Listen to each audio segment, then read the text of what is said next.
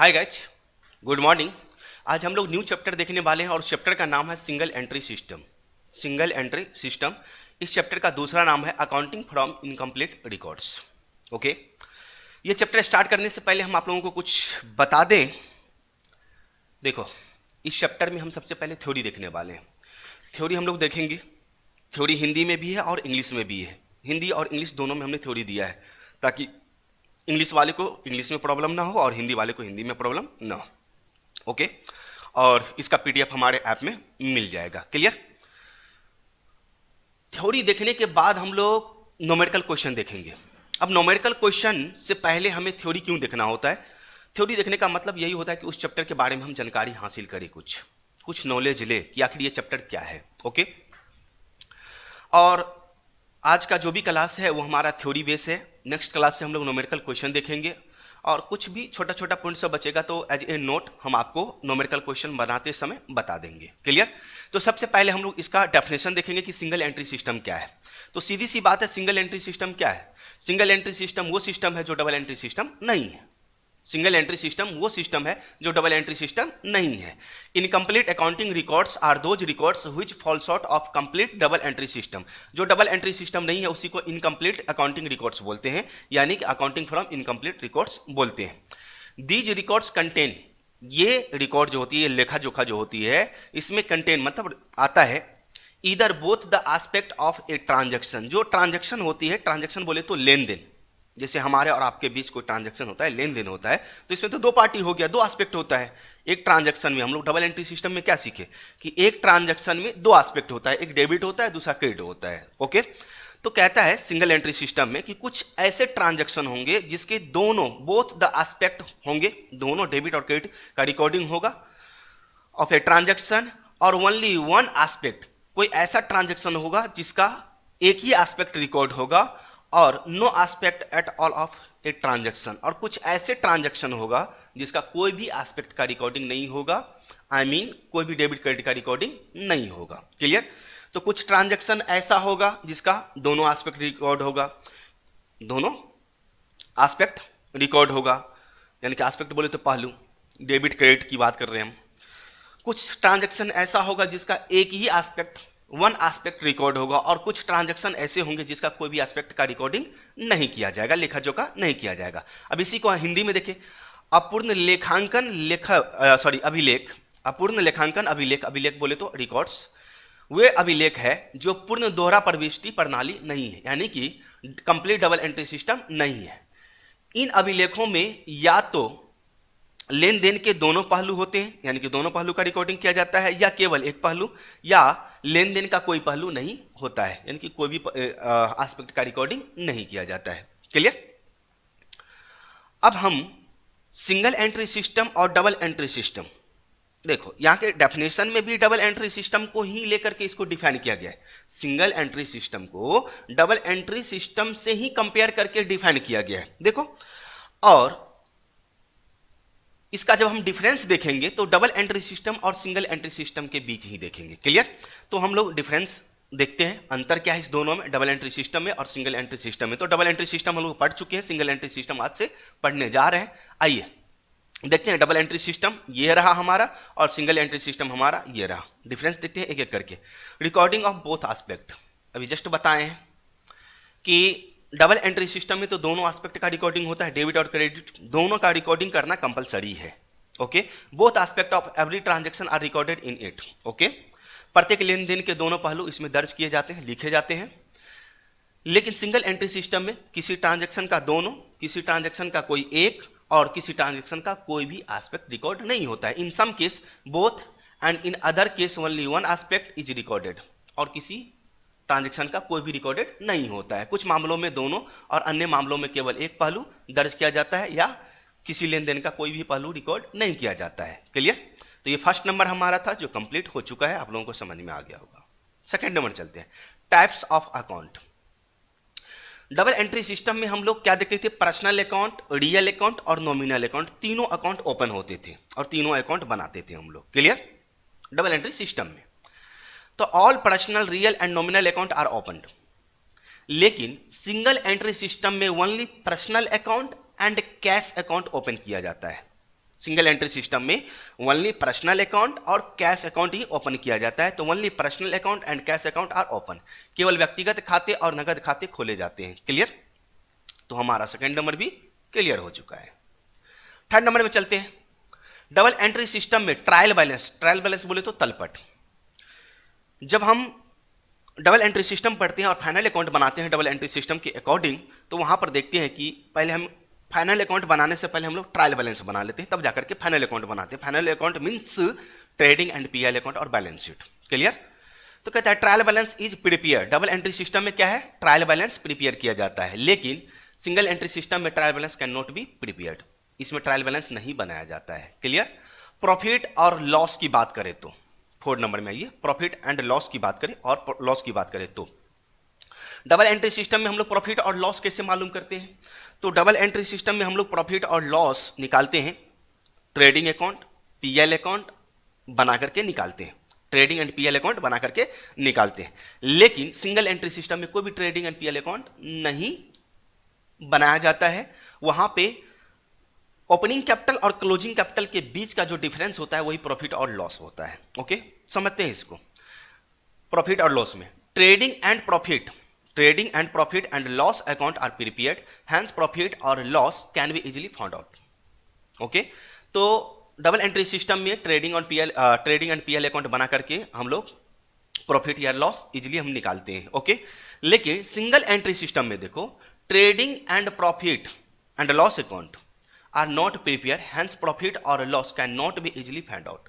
इसमें profit and loss account easily find out नहीं होता है, इसके लिए हमें ओपनिंग कैपिटल और क्लोजिंग कैपिटल की जरूरत पड़ती है, जो आगे न्यूमेरिकल क्वेश्चन में हम लोग देखेंगे। तो 4 नंबर हमारा पॉइंट कंप्लीट हो चुका है। आइए 5th नंबर पॉइंट में चलते हैं। Financial position.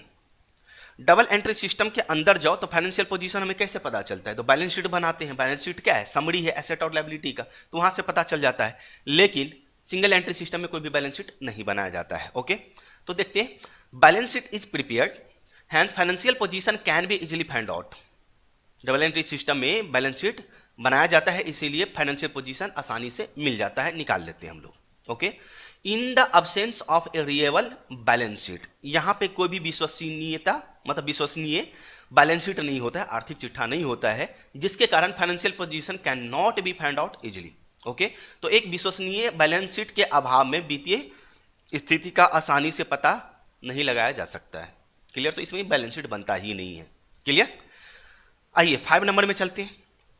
5 नंबर तो कंप्लीट हो गया। 6 नंबर में चलते हैं। एडजस्टमेंट। अब एडजस्टमेंट की बात करें तो डबल एंट्री सिस्टम में हमें एडजस्टमेंट करना पड़ता था। जब हम लोग फाइनल अकाउंट बनाते हैं तो देखते होंगे कि आउटस्टैंडिंग एक्सपेंसेज का, प्रीपेड एक्सपेंसेज का, डेप्रीसिएशन का, क्लोजिंग स्टॉक का, एक्रूड इनकम का, अनर्ड इनकम का, इंटरेस्ट ऑन ड्रॉइंग्स का, इंटरेस्ट ऑन लोन का, एटसेट्रा बहुत सारे ऐसे आइटम है जिसका हम लोग एडजस्टमेंट करके final account, balance sheet, trading PL और बैलेंस शीट बनाते थे। ओके ना? लेकिन इसमें सिंगल एंट्री सिस्टम में कोई भी स्पेशल एडजस्टमेंट नहीं किया जाता है। थोड़ा मोड़ा होता है लेकिन उतना एडजस्टमेंट नहीं किया जाता है। तो no special attention is paid towards adjustment. समायोजन पर विशेष ध्यान नहीं दिया जाता है यहाँ पर। क्लियर? लेकिन डबल एंट्री सिस्टम में तो हमें एडजस्टमेंट करना ही करना होता है। ओके, 7 नंबर चलते हैं। 7 नंबर में कहता है यूटिलिटी, उपयोगिता। इसकी उपयोगिता क्या है? यूटिलिटी का मतलब हुआ कि डबल एंट्री सिस्टम एप्लीकेबल होता है ऑलमोस्ट सारे बिजनेस में, ऐसे बोले तो। यूटिलिटी की बात करें तो डबल एंट्री सिस्टम हर जगह लागू होता है, लेकिन single entry system accounting from incomplete records जिसको बोलते हैं, वह छोटे मोटे व्यवसाय पे एप्लीकेबल होता है, जहां पर ट्रांजैक्शन भी कम होती है। क्लियर? तो this system is suitable for all type of business. यह सारे बिजनेस के लिए एप्लीकेबल होता है, सुटेबल होता है। दिस सिस्टम में B use only in A small business houses. इस प्रणाली का उपयोग केवल छोटे घरेलू व्यवसाय में ही किया जा सकता है। क्लियर? तो 7 नंबर क्लियर हो चुका है। 8 नंबर में चलते हैं हम लोग। प्रूफ। प्रूफ का मतलब डबल एंट्री सिस्टम पर जो हम अकाउंट का बुक प्रिपेयर करते हैं वो कितना विश्वसनीय है, उस पर कितने लोग ट्रस्ट करते हैं, क्या उसका कोई लीगल एप्लीकेबल है? बिल्कुल। अगर मान लो कि कल बिजनेस का किसी के साथ मामला फंसता है और वो मामला कोर्ट में जाता है।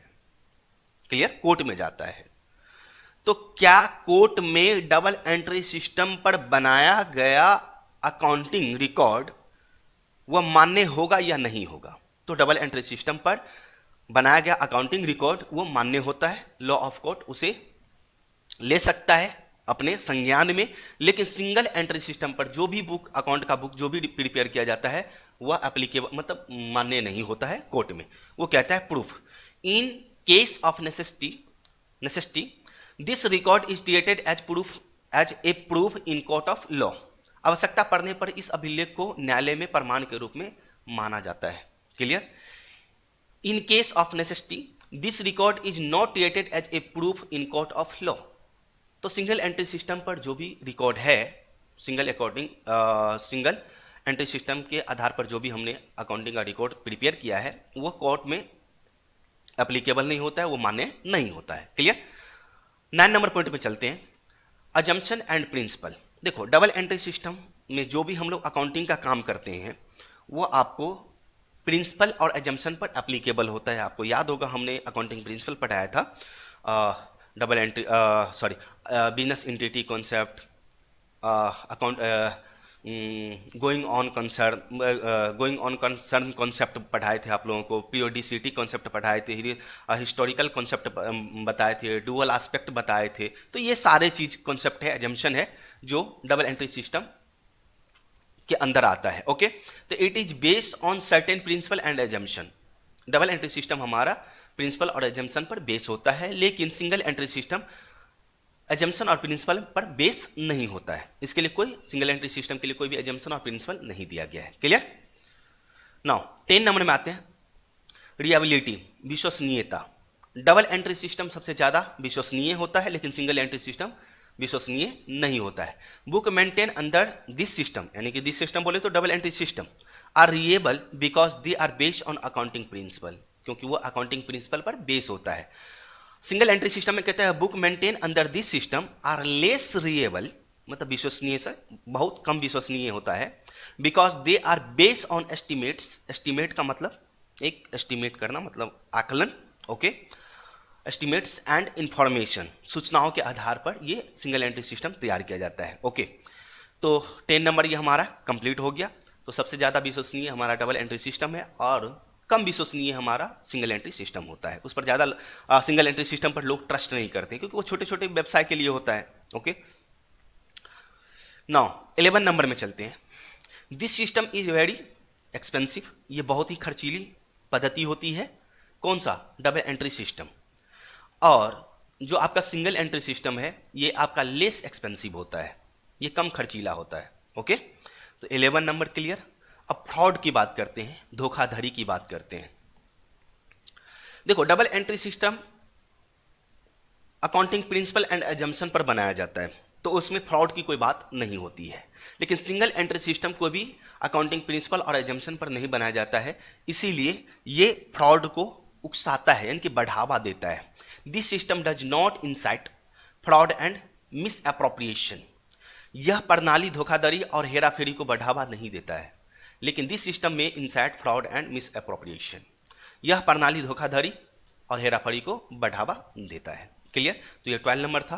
तो आई होप कि डबल एंट्री सिस्टम और सिंगल एंट्री सिस्टम दोनों में आपको डिफरेंस समझ में आ गया होगा। क्लियर? तो यहाँ पर हिंदी और इंग्लिश दोनों मीडियम, भले ही हम इंग्लिश पढ़े हैं, क्लियर, हिंदी वाले पढ़ सकते हैं। देखो इंग्लिश पढ़ के भी हम तो हिंदी ही बोले ना, हिंदी में ही समझाए हैं कितने अच्छे से। ओके, नो, अब आगे चलते हैं। सिंगल एंट्री सिस्टम में प्रॉफिट और लॉस निकालने के लिए कौन कौन से मेथड है, तो हम मेथड की बात करेंगे। देखो इसमें क्वेश्चन कभी कभी पूछा जाता है कि what do you mean by single entry system, आप एक हरा लेखा प्रणाली से क्या समझते हैं, single entry system and double entry system में क्या अंतर है।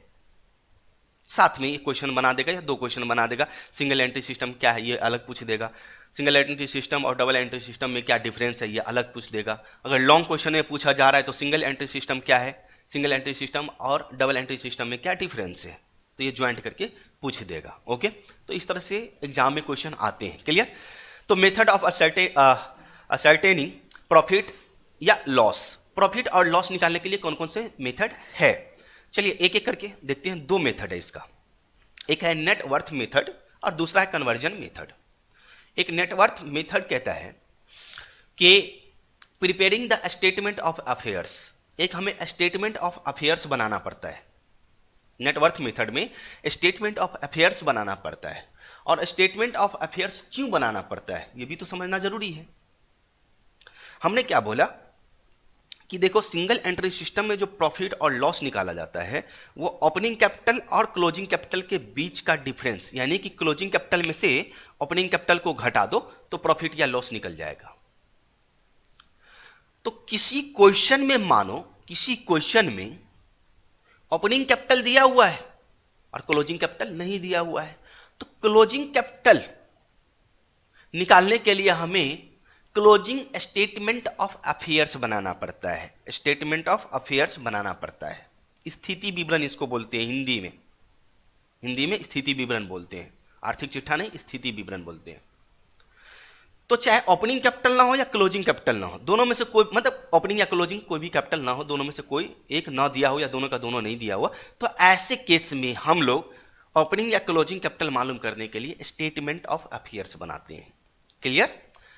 तो देखो यहां पर preparing the statement of affairs as at the beginning, beginning मतलब ओपनिंग, शुरुआत में, and as at the end of accounting period. Accounting period जो हमारा 12 मंथ का होता है, तो जब से स्टार्ट होता है उस पीरियड का भी हमारा ओपनिंग कैपिटल नहीं दिया हुआ है, क्लोजिंग डेट का भी ओपनिंग कैपिटल नहीं दिया हुआ है, तो ऐसे केस में हम ओपनिंग कैपिटल या क्लोजिंग कैपिटल निकालने के लिए स्टेटमेंट ऑफ अफेयर्स बनाते हैं। Eight the end of accounting period is called statement of affairs method और नेटवर्थ मेथड। इसको दो मेथड के नाम से जानते हैं, स्टेटमेंट ऑफ अफेयर्स मेथड और नेटवर्थ मेथड के नाम से भी जानते हैं। क्लियर? नो, अब इसमें देखिए, इसका पहले इसका हम हिंदी बता दें। लेखांकन अवधि के शुरुआत में और अंत में जो स्थिति विवरण बोले तो स्टेटमेंट ऑफ अफेयर्स तैयार किया जाता है, उससे स्टेटमेंट ऑफ अफेयर्स मेथड और नेटवर्थ मेथड कहते हैं। क्लियर? अब देखिए इसमें अंडर दिस मेथड, अब इस मेथड में क्या होता है, प्रॉफिट आर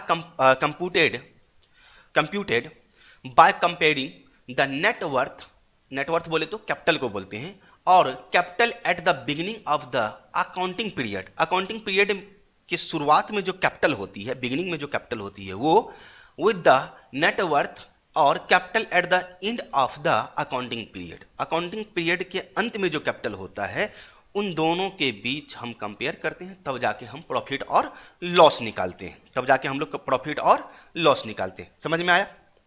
अकाउंटिंग पीरियड के शुरू में जो हमारा कैपिटल होता है उसका कंपेयर किससे, क्लोजिंग डेट पर जो कैपिटल होता है, क्लोजिंग कैपिटल होता है, उससे कंपेयर करके हम लोग प्रॉफिट और लॉस निकालते हैं। Clear? Okay, this method does not involve the preparing of trading and profit and loss account. इस मेथड में हम लोग ट्रेडिंग एंड पीएल अकाउंट नहीं बनाते हैं।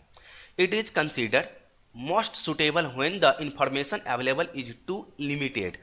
ये उस समय अधिक उपयोगी हो जाता है, सुटेबल हो जाता है, जब अकाउंटिंग का डाटा, जो हमारे पास डेटा दिया जाता है बनाने के लिए क्वेश्चन, वो बहुत ही सीमित होता है, कम मात्रा में होता है, तो ज़्यादा सुटेबल हो जाता है। इसी का हिंदी रूपांतर यहाँ पर दिया गया है और ये हिंदी में हम बताएं, उसे एक बार पढ़ते हैं। इस पद्धति के तहत लाभ की गणना लेखांकन अवधि के शुरुआत की पूंजी की तुलना लेखांकन अवधि के अंत के पूंजी के साथ करके किया जाता है। इस पद्धति में व्यापारिक और लाभ हानि खाता तैयार नहीं किया जाता है। यह सबसे उपयुक्त माना जाता है जब उपलब्ध जानकारी बहुत सीमित होती है, जब डेटा हमारे पास बहुत कम मात्रा में होता है तब। और देखो इसमें प्रॉफिट कैसे निकालते हैं, प्रॉफिट बराबर closing capital plus total drawings को वापस जोड़ देंगे और इसमें से माइनस कर देंगे opening capital plus additional capital, यानी कि ये दोनों जोड़ के इसमें से इस दोनों में से घटा देंगे तो ये हमारा प्रॉफिट आ जाएगा। अगर निगेटिव में आता है तो लॉस आएगा। क्लियर? अब हम लोग बात करते हैं conversion method. Statement of affairs समझा चुके हैं, किस लिए बनाया जाएगा, ओपनिंग कैपिटल या क्लोजिंग कैपिटल निकालने के लिए हमें स्टेटमेंट ऑफ अफेयर्स बनाना पड़ता है। क्लियर? कन्वर्जन मेथड बोले तो परिवर्तन विधि। इस विधि में हम लोग क्या करते हैं, सिंगल एंट्री सिस्टम को डबल एंट्री सिस्टम में कन्वर्ट करते हैं। नहीं समझ में आई बात? कन्वर्जन मेथड में सिंगल एंट्री सिस्टम को डबल एंट्री सिस्टम में हम लोग कन्वर्ट करके तब जाकर के प्रॉफिट लॉस और पोजीशन, बिजनेस का पोजीशन मालूम करते हैं। Okay, preparing trading and PL account and balance sheet by putting the accounting records in proper order called conversion method और फाइनल अकाउंट मेथड। इसे कन्वर्जन मेथड के नाम से भी जानते हैं और फाइनल अकाउंट के मेथड्स के नाम से भी जानते हैं। तो यहां पर क्या कहा कि preparing trading and PL account और balance sheet by putting the accounting records, जो भी हमारे पास अकाउंटिंग रिकॉर्ड्स है उसको एकदम एक ऑर्डर में रख करके, हमें प्रॉपर ऑर्डर में रख करके ट्रेडिंग पीएल और बैलेंस शीट बनाना होता है, यानी कि सिंगल एंट्री को डबल एंट्री सिस्टम में कन्वर्ट करना पड़ता है। Clear? Now it is employed for asserting the profit which involve the preparation of financial statement after working out the missing figure। जो भी फिगर मिसिंग होता है उसको फाइंड आउट करके सिंगल एंट्री सिस्टम को डबल एंट्री सिस्टम में convert करनी पड़ती है। क्लियर? तो हिंदी में देखिए क्या लिखा है, लेखांकन अभिलेख को उचित क्रम में रख करके व्यापारिक और लाभ एवं हानि खाता और बैलेंस शीट तैयार करना, जिसे परिवर्तन विधि या अंतिम खाता विधि कहा जाता है। क्लियर? इसका उपयोग लाभ का पता लगाने के लिए किया जाता है, जिसमें लापता आंकड़ों का काम करने के बाद वित्तीय विवरण तैयार करना शामिल है। क्लियर? अब यहां पर एक चीज हम बता दें, बैलेंस शीट तो हम लोग जानते हैं अच्छे तरीके से, बैलेंस शीट में नो डाउट हम लोग बैलेंस शीट बना चुके हैं कि बैलेंस शीट क्या होती है, लेकिन स्टेटमेंट ऑफ अफेयर्स क्या होती है, हम लोग स्टेटमेंट अफेयर्स कैसे तैयार करेंगे, उसमें कौन कौन से चीज होते हैं। तो देखो, बैलेंस शीट की तरह ही स्टेटमेंट ऑफ अफेयर्स होता है, बैलेंस शीट की तरह ही स्टेटमेंट ऑफ अफेयर्स होता है। फर्क यही है कि स्टेटमेंट ऑफ अफेयर्स में दोनों साइड टैली नहीं होगा, यानी कि एसेट और लायबिलिटी साइड का दोनों योग टोटल बराबर नहीं होगा, डिफरेंस होगा, क्योंकि हमें ओपनिंग कैपिटल या क्लोजिंग कैपिटल मालूम करना पड़ता है, तो बैलेंसिंग फिगर कैपिटल निकल के आता है। बैलेंस शीट हम लोग जानते हैं दोनों साइड क्या होता है, बराबर हो जाता है। तो बैलेंस शीट की तरह ही स्टेटमेंट ऑफ अफेयर्स बनता है, फर्क है कि डबल एंट्री सिस्टम के आधार पर होता है, सिंगल एंट्री सिस्टम के आधार पर बनाते हैं। ओके, चलिए अब हम डबल एंट्री सिस्टम को भी डिफरेंस देख लेते हैं कि बैलेंस शीट और स्टेटमेंट ऑफ अफेयर्स में क्या अंतर है। ये भी क्वेश्चन पूछा जाता है। क्लियर? आपसे पूछ देगा कि बैलेंस शीट और स्टेटमेंट ऑफ अफेयर्स में क्या डिफरेंस है, बताएं। तो यहां पर हम लोग देख लेते हैं क्या डिफरेंस है। डबल एंड सिंगल एंट्री दोहरा एवं एकल प्रविष्टि, it is prepare on the basis of those books which are kept on double entry system. Double entry system के आधार पर जो बुक रखा गया है उससे बैलेंस शीट बनता है, लेकिन ये it is prepare on the basis of those book which are partly kept on the basis of double entry and partly on the basis of single entry system, यानी कि सिंगल एंट्री सिस्टम। तो statement of affairs partially रूप से double entry system पर भी कुछ accounting records रखा गया है तो उससे भी बन जाता है, और अदरवाइज सिंगल एंट्री सिस्टम के आधार पर जो भी रिकॉर्ड्स है उससे बनता है statement of affairs. Clear? Now Hindi वाले हिंदी में पढ़ लेंगे इसको। सेकंड नंबर में चलते हैं, बेसिस ऑफ प्रिपरेशन, तैयारी का आधार यानी कि बनाने का आधार क्या है। It is prepare only on the balance of account. जो हम लोग लेजर अकाउंट बनाते हैं उसको ट्रायल बैलेंस में एज ए बैलेंस शो करते हैं हम लोग, है ना। जिसका डेबिट बैलेंस है डेबिट वाले कॉलम में डालते हैं, जिसका क्रेडिट बैलेंस है उसको क्रेडिट वाले कॉलम में। तो कहीं ना कहीं जितने सारे अकाउंट डबल एंट्री सिस्टम में पर्सनल, रियल और नॉमिनल अकाउंट खोले जाते हैं उसके बैलेंस से तैयार किया जाता है बैलेंस शीट। ओके, लेकिन सिंगल एंट्री सिस्टम में ऐसा नहीं होता है। It is prepare on the basis of balance of account. कुछ अगर पर्सनल अकाउंट इसमें भी बनता है तो हम क्या बोले, कैश अकाउंट बनता है और पर्सनल अकाउंट बनता है, तो उस अकाउंट का बैलेंस, अदरवाइज जो एसेट का वैल्यूएशन होता है, कुछ कैलकुलेशन होता है, वर्किंग नोट होता है, इंफॉर्मेशन एंड इंक्वायरी के आधार पे यहाँ पे बनता है स्टेटमेंट ऑफ अफेयर्स। क्लियर? तो ये हमारा सेकंड नंबर भी क्लियर हो गया। थर्ड नंबर में चलते हैं, ट्रायल बैलेंस। देखो, trial balance is prepare before preparation of final account, लेकिन यहां पर ट्रायल बैलेंस नहीं बनाया जाता है। Trial balance is not prepare before preparation of final account. Clear? Third number. Okay, capital is taken from capital account in ledger account. जब हम लोग बनाते थे तो लेजर अकाउंट में एक कैपिटल अकाउंट बनाते थे, वहां से कैपिटल का पता चलता है, लेकिन यहां पर कैपिटल अकाउंट नहीं बनाया जाता है। Capital account is not prepare. Excess of assets over liability is treated as capital. जितना एसेट एक्सेस होगा लायबिलिटी से, यानी कि एसेट मान लो 50 रुपया है और लायबिलिटी मान लो 30 रुपया है, तो एसेट 50 लायबिलिटी 30, तो इस दोनों के बीच का डिफरेंस कितना, एसेट हमारा कितना से एक्सेस कर रहा है 20 रुपया से, तो 20 रुपया हमारा कैपिटल कहलाएगा। क्लियर? तो यही कहता है excess of assets over liability is treated as capital. Clear? 5 number point पे चलते हैं, ऑब्जेक्ट्स यानी कि उद्देश्य की बात होती है।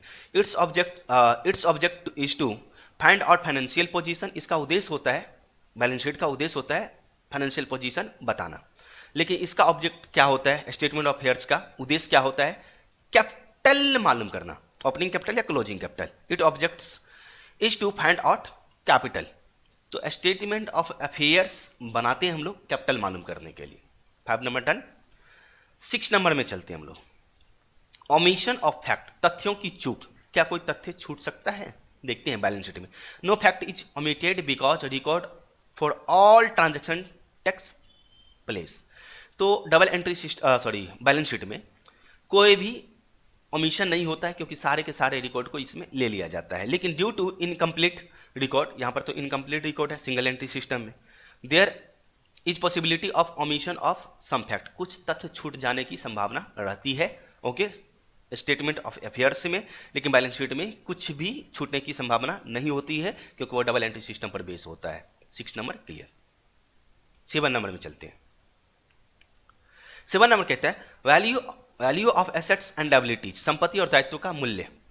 The value of assets and liabilities show in the balance sheet, balance sheet में शो करते हैं ना, हम लोग बैलेंस शीट बना के आए हैं। बैलेंस शीट में लायबिलिटी साइड में लायबिलिटी डालते हैं, एसेट साइड में एसेट डालते हैं। Okay, are the actual value, जो वैल्यू होता है वो based on ledger account, ledger account से जो भी एसेट का वैल्यू निकल के आता है, लायबिलिटी का वैल्यू रहता है, उसको हम लोग डायरेक्ट बैलेंस शीट में दिखाते हैं। क्लियर।